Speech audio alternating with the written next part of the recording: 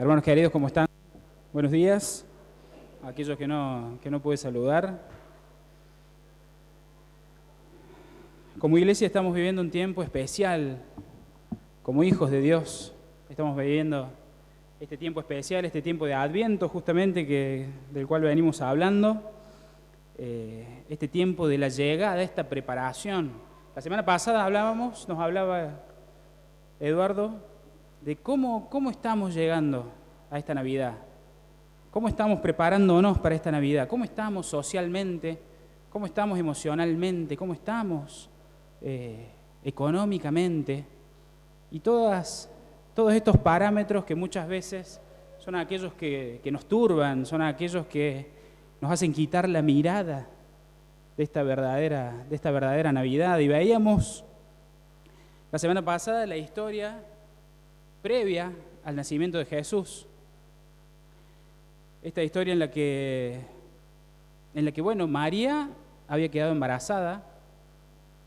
José ya había decidido en secreto dejarla, abandonarla, porque ese bebé no era de él. ¿Y qué iba a pasar? Eduardo nos hacía poner en los pies de ellos, nos hacía sentir lo mismo que sentían ellos, cómo hubiera estado María en esa situación, cómo hubiera estado José en esa situación. Pero llegó este ángel a José diciéndole: no temas a tomar por esposa a María, porque el hijo que lleva en su vientre es concebido por el Espíritu Santo. No temas. Esta frase que también nos decía el pastor, que figura 366 veces en la palabra de Dios, y justamente para que todos los días podamos recordar una vez al día que no tenemos que temer, que Dios está en todos los detalles de nuestra vida, este mandato de paz que Dios nos deja. Y el pastor también nos decía: ¿quién fue el que hizo mal las cosas acá? ¿María hizo mal las cosas? Nos planteaba esa duda, a ver qué respondíamos.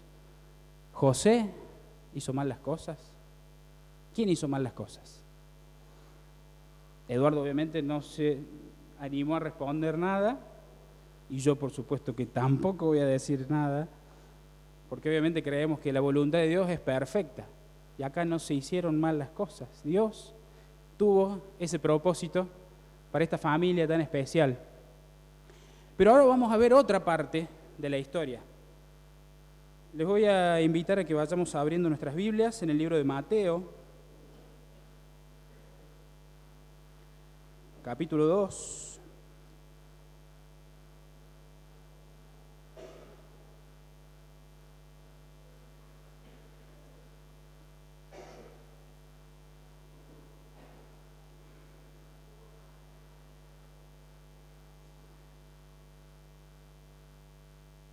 Y justamente vamos a hablar de algo que sucedió después de que Jesús naciera. Vamos a guardar el nacimiento para el día más cercano, el domingo más cercano a la Navidad. Recordamos que el Adviento, estos domingos de Adviento, se toman 4 domingos antes del día de Navidad. Lamentablemente el primer domingo estábamos en el campamento, no pudimos hablar de este tema, pero seguramente el nacimiento lo vamos a estar viendo el domingo que viene, que es justo la previa para la Navidad. Y vamos a ver esta visita tan especial que recibió Jesús. Mateo capítulo 2, versículos del 1 al 12. Dice así: cuando Jesús nació en Belén de Judea, en días del rey Herodes, llegaron del oriente a Jerusalén unos sabios preguntando: ¿dónde está el rey de los judíos que ha nacido? Pues su estrella hemos visto en el oriente y venimos a adorarlo. Al oír esto, el rey Herodes se turbó y toda Jerusalén con él. Y habiendo convocado a todos los principales sacerdotes y escribas del pueblo, les preguntó dónde había de nacer el Cristo. Y ellos le respondieron: en Belén de Judea, porque así fue escrito por el profeta. Y tú, Belén de la tierra de Judá, no eres la más pequeña entre los príncipes de Judá, porque de ti saldrá un guiador que apacentará a mi pueblo Israel. Entonces Herodes llamó en secreto a los sabios y se cercioró del tiempo exacto en que había aparecido la estrella. Y enviándolos a Belén dijo: id allá y averiguad con diligencia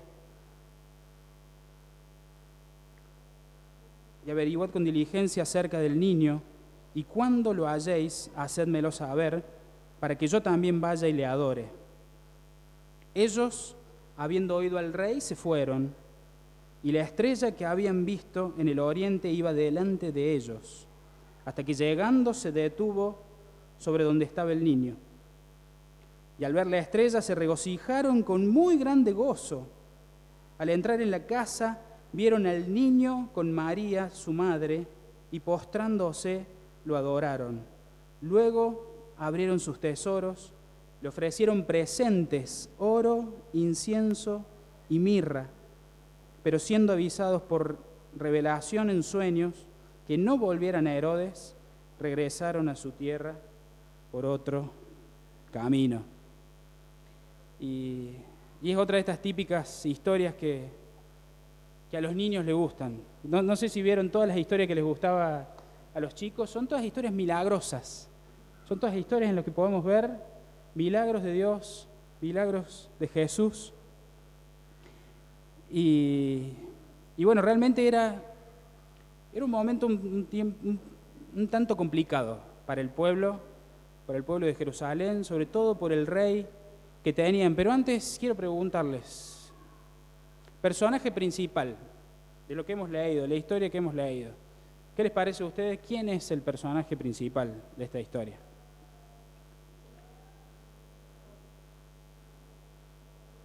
Los magos, los sabios de Oriente, Herodes, Jesús.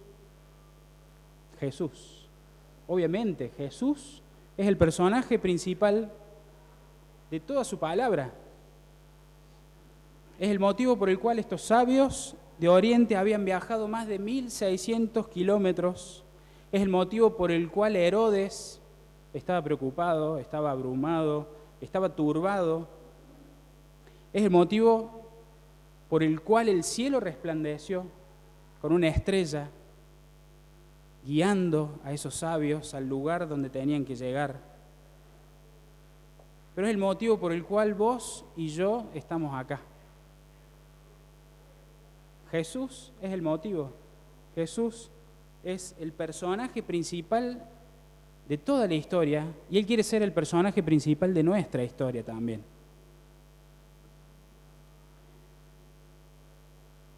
Haciendo esta salvedad, quiero que conozcamos un poquito también a los otros personajes, a los magos, a los sabios. Vamos a ver unos detalles. ¿Por qué vinieron los sabios? La palabra magos, en ese momento no era referida, no entendíamos lo mismo que estamos entendiendo hoy como palabra magos. Si hoy pensamos en magos, ¿qué se nos viene a la cabeza primero? Pipi.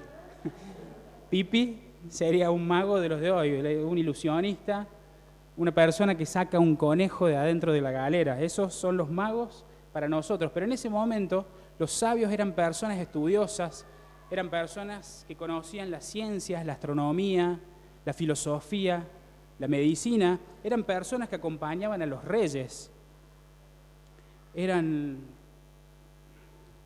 hombres poderosos, influyentes, que eran consejeros para los reyes, sobre todo de la zona de Persia. Muchos magos buscaban también un sentido espiritual para sus vidas.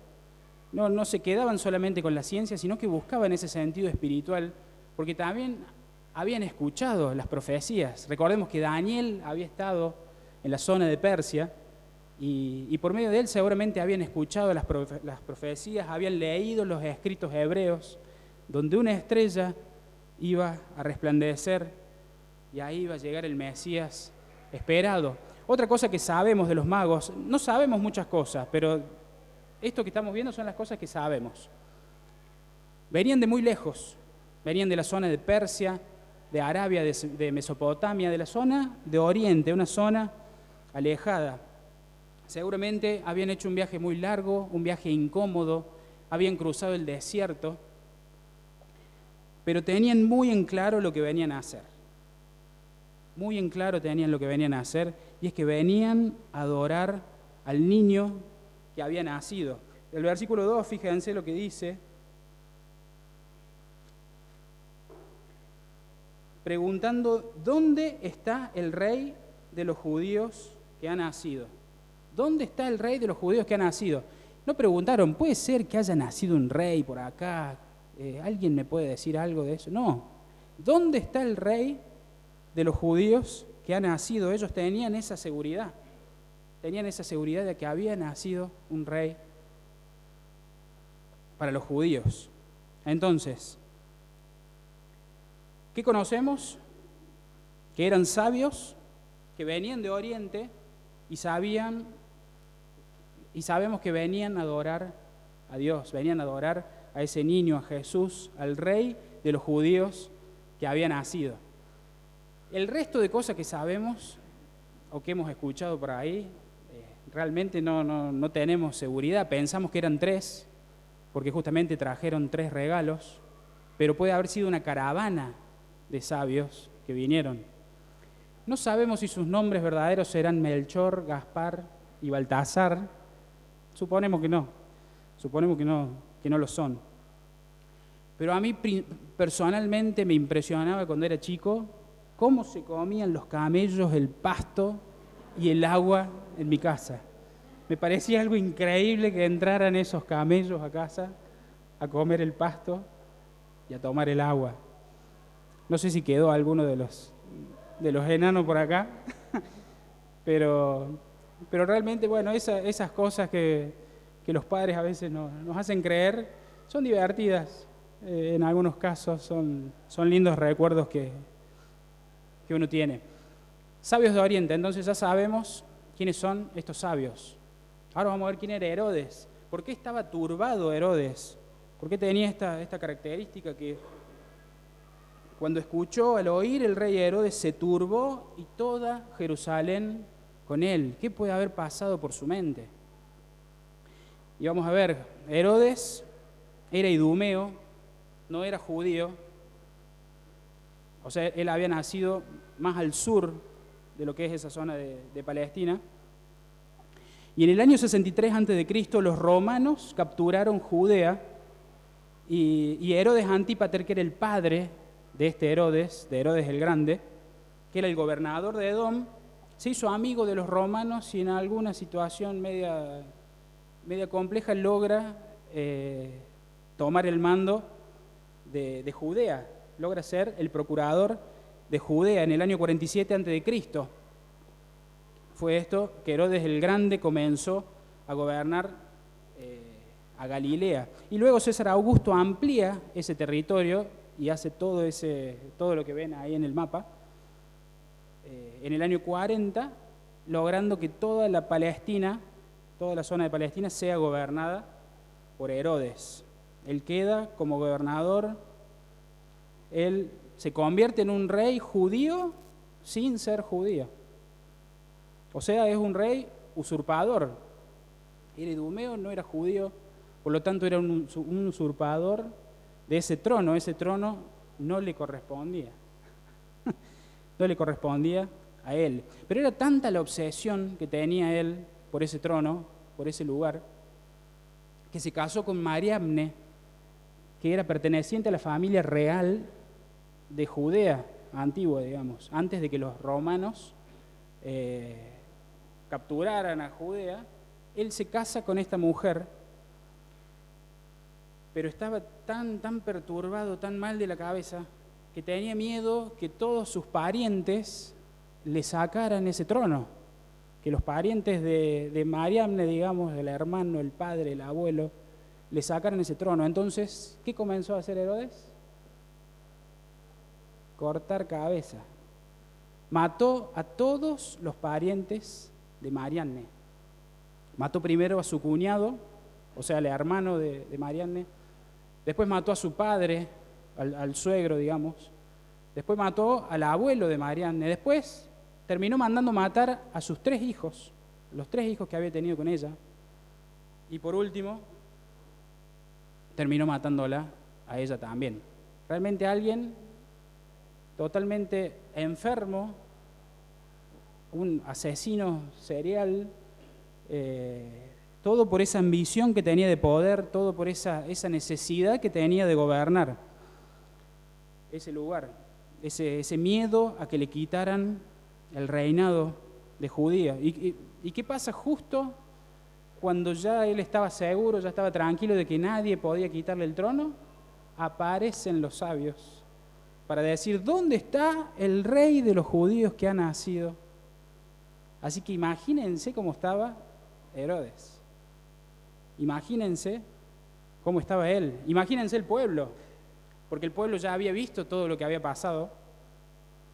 Ya había visto cómo había matado, que no tenía problema de matar a quien sea para ocupar ese lugar y para que nadie le quite ese lugar. Entonces ya se veían venir sangre, veían venir que algo malo iba a pasar. Por eso el pueblo también estaba turbado. Herodes estaba turbado por esto. Y el pueblo también, sabiendo el rey que tenían.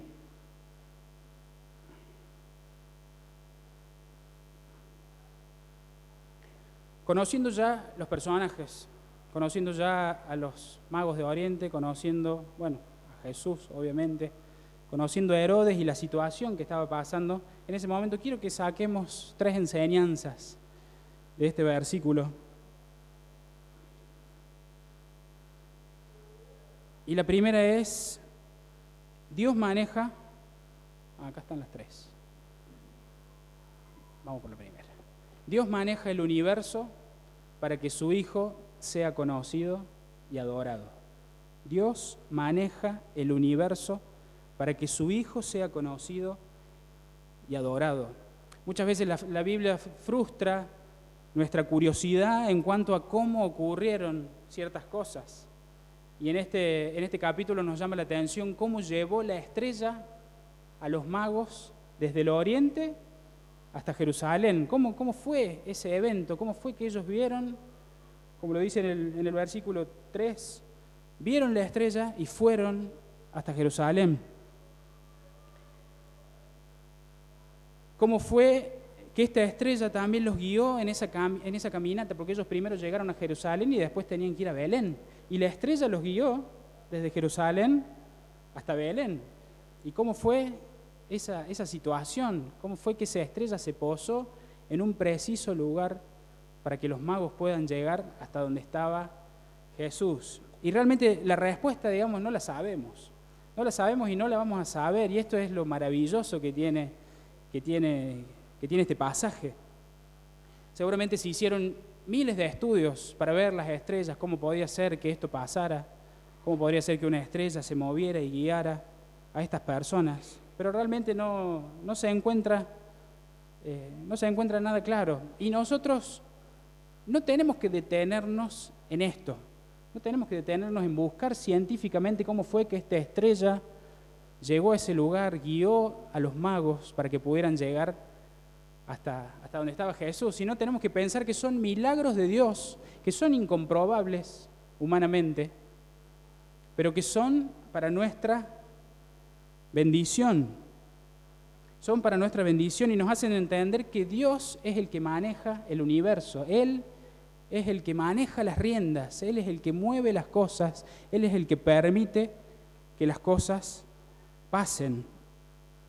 Lo que sí tenemos que entender, digamos, que esta estrella en este caso está haciendo algo que no puede hacer por sí misma, sino que está respondiendo a la voluntad de su creador.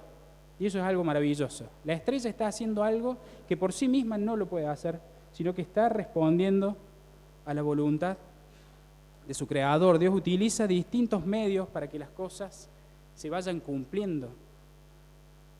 Dios permitió que haya un censo justo en la época donde iba a nacer Jesús y hizo que José tenga que volver con María para el lado de Belén, para que Jesús naciera en el lugar que tenía que nacer. Y te pido en este momento que te pongas a pensar un segundito en cómo llegaste vos a este lugar. ¿Cómo llegaste? ¿Cómo fue tu encuentro, tu primer encuentro con Dios?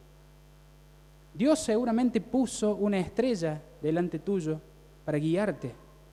Dios puso a un hermano que te habló de Cristo, que te mostró a Cristo para que puedas llegar a Él. Dios puso quizá un folleto en tus manos con esta dirección para que llegaras hasta acá. La estrella guió a los sabios hasta Jesús para adorarlos, pero Dios puso una estrella también en nuestra vida para guiarnos a nosotros, para encontrarnos con Cristo. Y si en esta mañana no tuviste nunca un encuentro con Cristo, si estás acá sentado y nunca tuviste un encuentro con Cristo, es un milagro. Dios te ha traído hasta acá.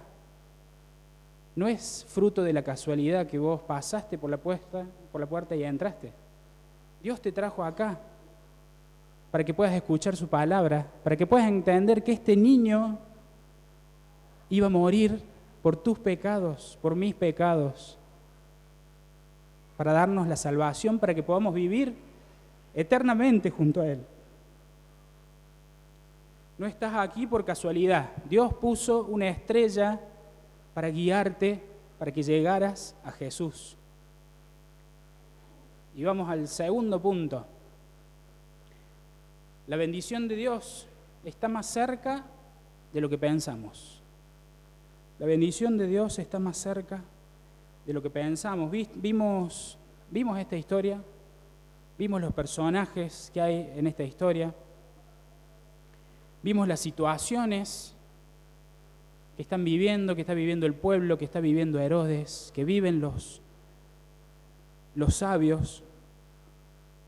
Pero hay un personaje que no figura acá, pero está al frente de esta historia, y somos cada uno de nosotros. Somos cada uno de nosotros, y te voy a pedir, como hacíamos la semana pasada, que trates de meterte en la historia, que trates de ubicarte en lo que pasaba en ese momento, con los problemas que tenemos hoy. Hoy tenemos muchas cosas que turban nuestra vida. Socialmente hay muchas cosas que nos angustian, moralmente. Hay muchas cosas que nos angustian económicamente, las situaciones que se están viviendo. Pero te pido que te metas en esta historia y que veas qué lugar vamos a tomar. ¿Qué lugar vamos a tomar nosotros? Vamos a tomar el lugar de Herodes. ¿Somos usurpadores del trono de nuestro corazón? ¿Se entiende eso? ¿Somos usurpadores del trono de nuestro corazón? A nuestro corazón tiene que llegar una sola persona, y es Jesús, es Cristo. ¿Somos nosotros los usurpadores, los que no queremos escuchar nada de lo que nos dicen, los que no queremos escuchar la voluntad de Dios, los que queremos ser gobernadores de nosotros mismos? Esto es algo que muchas veces nos pasa. Nos gusta escuchar de Jesús, de ese Jesús amoroso que tiene un perfecto plan para nuestra vida. Nos encanta escuchar eso. Pero cuando escuchamos del Jesús que es Rey, del Jesús que gobierna, de ese Jesús al cual tenemos que sujetarnos, ahí ya no nos gusta tanto. Porque nosotros queremos seguir siendo gobernadores de nuestra vida. Y ese lugar tenemos que entregárselo a Jesús. Vamos a tomar este lugar de Herodes, vamos a tomar el lugar de los escribas y los maestros de la ley, quienes esperaban al Mesías que llegara, y acá prácticamente pasan desapercibidos por una cuestión de indiferencia. Vemos en el pasaje dónde aparecen. Dice el versículo 4, y habiendo convocado a todos los principales sacerdotes y escribas del pueblo. Los sacerdotes y los escribas eran las personas que conocían toda la palabra de Dios. que estaban esperando al Mesías. Ellos respondieron en Belén de Judea, porque fue escrito así por el profeta en el libro de Miqueas. Y realmente eran indiferentes. Ellos dijeron eso y no figura en la Biblia que fueron corriendo hasta Belén a ver este Mesías que había nacido, a ver el rey de los judíos que estos sabios venían diciendo que había nacido. ¿Qué lugar vamos a tomar? ¿El lugar de Herodes? ¿El lugar de estos escribas y maestros que eran indiferentes?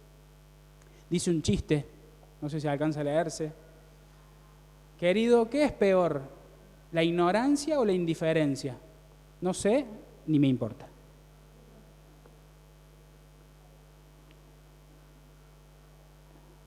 Y ese es el reflejo del hombre de nuestro tiempo.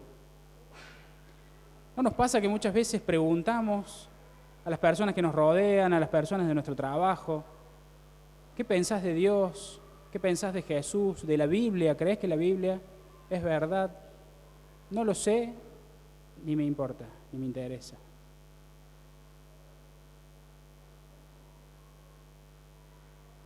Dice el libro de Mateo, capítulo 12, versículo 30. El que no está conmigo, ahí está. El que no está conmigo está contra mí. El que conmigo no recoge, desparrama. No hay lugar para un término medio. No hay lugar para un término medio. Estos sabios, estos estudiosos de la ley, estos escribas, estaban quizá en ese término medio. El pueblo judío, que estaba más pendiente de lo que iba a hacer Herodes que de este Mesías que había llegado, estaba en ese término medio, pero no existe ese término medio. Y muchas veces nosotros nos encontramos en ese término medio. Muchas veces llegamos a este lugar y quizá nos vamos de la misma forma en la que entramos. Y quizá en nuestra casa, en nuestro trabajo, en la facultad, en los otros lugares en los que nos toca estar, somos una persona, pero cuando llegamos acá somos distintos. Alabamos a Dios, honramos a Dios, Dios es el Dios de nuestra vida, cantamos todas esas canciones, pero en casa, ¿cuánto nos cuesta cantarlas a esas canciones? Ojalá que seamos como estos sabios. Dios quiera que seamos como estos sabios de Oriente, que sabían por qué viajaban, sabían a dónde iban, sabían a quién iban a ver y sabían para qué lo iban a ver, porque iban a adorarle. Ellos, a pesar de que estaban lejos, y estaban muy lejos, estuvieron más cerca que nadie de ese Mesías, más cerca que nadie de la bendición de Dios. Y vamos al último punto. Ojalá que esta sea nuestra actitud en esta mañana. Y vamos a este último punto. Jesús es el Mesías, el Rey de los judíos y debe ser honrado como tal. No sabemos cuánta información tenían estos sabios con respecto al Mesías. Seguramente ellos leyeron justamente lo que decíamos recién, estas escrituras hebreas, de que un Mesías iba a nacer. Quizá les fue revelado que era el Hijo de Dios. Y es por eso que salieron a su encuentro. Qué lindo que es recibir regalos. No sé qué opinan ustedes. ¿Les gusta recibir regalos? A mí me encanta recibir regalos. Es lindo recibir regalos que son útiles, regalos que nos sirven, que podemos usarlos, que podemos, bueno, que los podemos usar. A veces nos regalan cosas que son difíciles de usar, pero cuando son fáciles de usar, es lindo recibirlos. Y también hacerlos. Cuando uno hace un regalo y ve que la otra persona lo usa el regalo, también nos da una cierta satisfacción, ¿no es cierto? A mí me pasa, bueno, ahora ya no tanto, pero antes me pasaba que tenía que viajar más por cuestiones de trabajo. Me tocaba viajar y siempre en casa, cuando yo viajaba, la gente de casa espera un regalo. Por ese tiempo de no estar en casa, Y no solamente los pequeños, sino que a la mamá también hay que traerle un regalito. Y bueno, me acuerdo, se me vino a la mente una vez que tuve que viajar al norte y les traje, había visto que había muchas flautitas, muchos bombos, muchos instrumentos musicales, y eso a los chicos les encanta. Entonces, ¿cómo no regalarles eso? Sabiendo que les iba a gustar, sabiendo que lo iban a usar. Así que caí a casa con la flautita, con el bombo, con un suétercito para la mamá, para quedar bien. Y bueno, y qué satisfacción verlos a los chicos tocar esos instrumentos, divertirse con esas cosas que uno les regala. Pero qué distinto sería si tuviera si tuviera una reunión de trabajo, o tuviera que reunirme con el presidente de la nación y tuviera que hacerle un regalo al presidente de la nación. Y si fuera con el bombito y con la flauta, ¿qué opinan ustedes que pasaría? Algo me van a decir. ¿Cómo puede ser que al presidente le regales un bombo y una flauta? No tendría sentido. No tendría sentido bajo los protocolos que pueda haber. No tendría ningún tipo de sentido. Bueno, vamos a anotar los obsequios que recibió Jesús. Un niño que posiblemente haya tenido cerca de 2 años, porque cuando llegaron los magos, él ya estaba en una casa y se estima que ese tiempo más o menos es el que había pasado. Vamos al versículo 11, en la parte B del versículo dice: luego, abriendo sus tesoros, le ofrecieron presentes, oro, incienso y mirra. Oro, incienso y mirra a un bebé de 2 años. Qué cosa que suena tan rara, pero el hecho de que estos regalos fueron esos, es que fueron cuidadosamente escogidos para expresar algo. El oro, no sé si se alcanza a leer, sí. El oro era un regalo apropiado para un rey.